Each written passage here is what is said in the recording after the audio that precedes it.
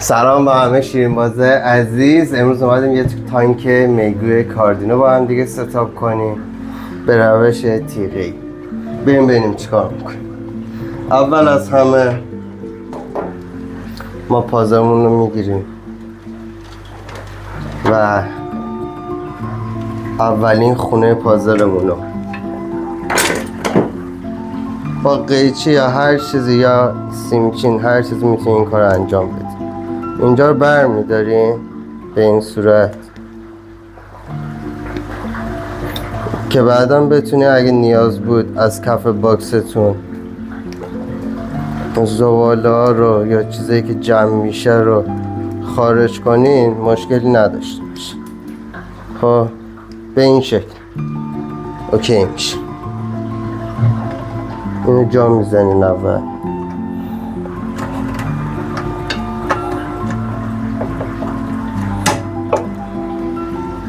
بعد از این ما یه لوله داریم، لوله بیو فیلتر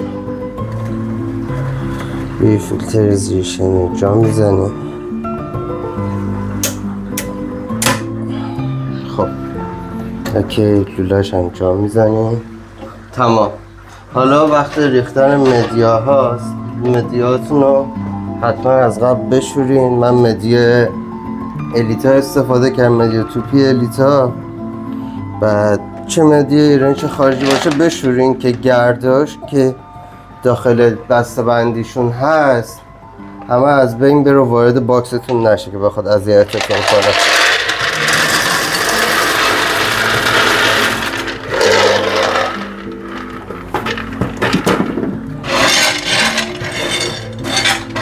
کامل پخش میکنیم. این تانک من ابعادش 40 سانته در تعمیر زاویه.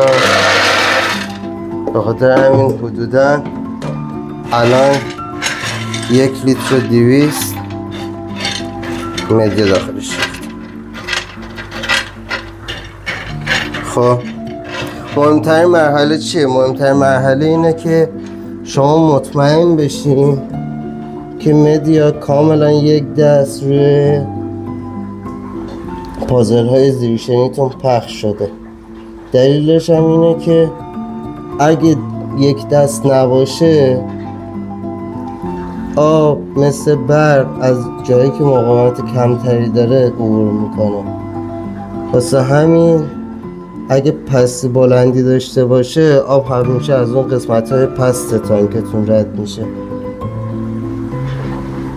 نمیاد از قسمت هایی که ارتفاع بیشتری دارن رد بشه و این باعث میشه که باکستون درست کار نکنه و زحماتتون از بین بره. از بغلم یه نگاه میندازیم. خب خوبه. حالا مرحله بعد. تو این مرحله ما همون خونه که سوراخ کرده بودیم این بار لازم نیست کامل سوراخش کنیم. خب چند تاشون رو میبریم به همین آسونی. چرا؟ چون وقتی سویل بریزیم سویل دیگه مثل مدیا نیست که دوناش درشت باشه، دوناش ریستره. بخاطر همین ما این حالت رو انجام میدیم که از حداقل ترین روزنه های ممکن بتونیم استفاده کنیم. خداش خوب نشست. حالا چیکار میکنیم؟ وقت اضافه کردن باکتری میلیون. باکتری میلیون رو شما میتونین برای تانکای حدوداً نزدیک 50 لیتر از 15 گرم شروع کنیم واسه ستابتون به بالا. این قشنگ پخشش میکنیم. این خوش داخل باکستون دیگه میچرخم. باکتریا بالاخره کلونی تشکیل میدن و پخش میشه. این از این. حالا رو نوبت ریختن سویل. بچه داخل باکستون اصلا مینرال نریزین چون مینرال سنگیه باعث میشه که باکستون کیپ بشه. بعد من سویلمو از قبل الک کردم با الک آشپزخونه که گردایی که اگه داره یا چیزای خیلی ریزی که داره از بین بره، برای اینکه باکسمون کیپ نشه.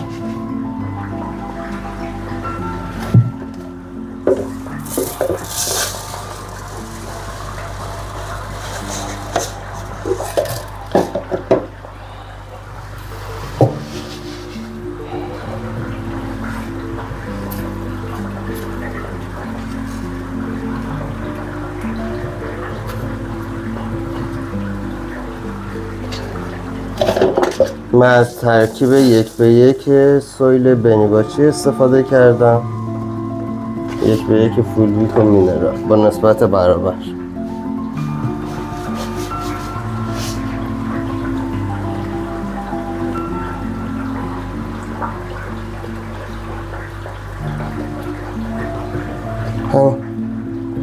به همین راحتی تمام شد.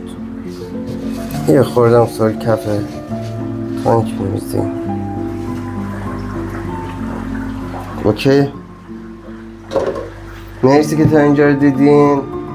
من تانک رو آماده میکنم سر جای خودش برای آبگیری و ادامه فیلم واسهتون میزنم. خب رفقا، میریم سراغ آبگیری تانکمون. دقت کنین همیشه چه باکس باشه چه تیغه، اول ظرفیت داخل باکس یا تیغتون از آب پر کنیم، برای اینکه اگه باکس باشه شما به این مشکل برمیخورین که باکستون سبکتر میشه از آبی که داخلش هست و این موضوع باعث میشه که باکستون شناور بشه. برای روش تیغم اگه شما از قسمت جلوی تانکتون شروع کنیم به پر کردن آب، باعث میشه که حالت آبشاری از اینجا بریزه داخل تیغتون و سویلاتون به هم بریزه. یک کمی صبر داشته باشین، همیشه همه چیز درست و به خوبی پیش میره. خب ما از فرصت استفاده کنیم تا زمانی که تانکمون داره پر میشه و مینرال رو به ستاپ تانکمون اضافه میکنیم. این به صورت کامل میتونیم پخشش کنیم، زیاد هم استفاده نکنیم به خاطر اینکه این مینرال حجم زیادی از سیلیکات همراه خودش داره که باعث به وجود اومدن جلبک قهوه‌ای میشه که جلوگیری میکنه از گرینوال یا همون دیوار سبز تانکات. دوباره باکتری به اینجا اضافه میکنیم، یه مقدار اینجا میریزیم، همینقدر کافیه، زیاده روی اصلا نکن. همین چیز به اندازش خوبه، زیاد استفاده کردن هم فایده نداره. حالا من میخوام مقداری سالتی به این تانک اضافه کنم. الان وقت آبگیریه، اصلا نیاز نیست مقدار زیادی اضافه کنیم. خب همیشه یه مقدار خیلی خیلی کم اضافه کنیم، چون شما سیفون دارین همیشه و هرچی اضافه کنیم بیفایده است. فقط باید مقدار کمی به تانکتون اضافه کنید که رسانایی آب تانکتون رو وقت نمکی که داخل محلول جیش هست بالا ببره تا باکتریاتون بهتر تکثیر بشه. دیگه بیشتر از این نیاز نیست که بخوایم با اون TDS مد نظرتون رو شما میتونید یک ماه آخر وقتی تانکتون 30 روز رد کرد، سیفون خارج کردن آمونیاک و نیتراتتون رو زدین، میتونین اون موقع به تانکتون اضافه کنید. خب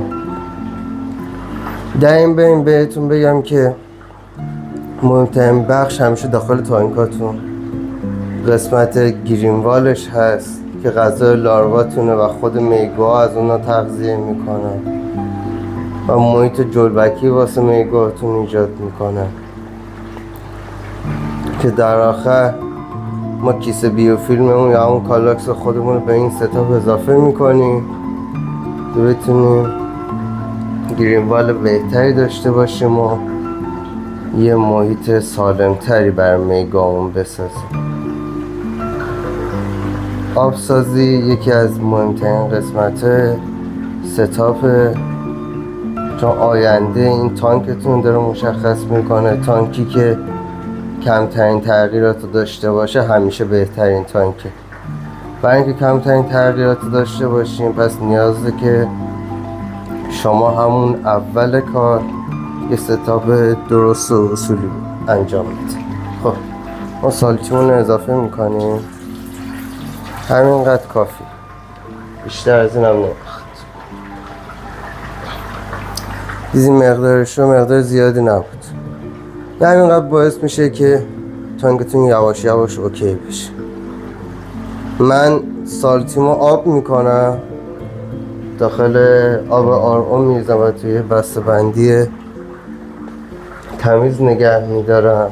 شما زمان اضافه کردم به تانکتون، اگه سالتیتون رو مستقیم به تانک اضافه کنیم باعث اختلاف دما در تانکتون میشه و همین اختلاف دما باعث میشه که شما لارواتون رو از دست بدین. خب این تهر اینجا عالیه.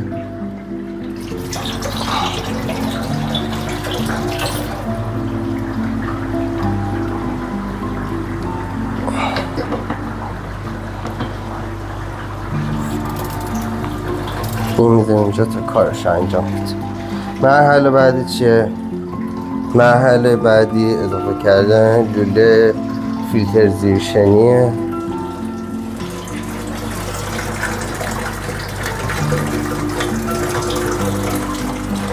خب میان از این قسمت داریم لوله‌مون رو اضافه.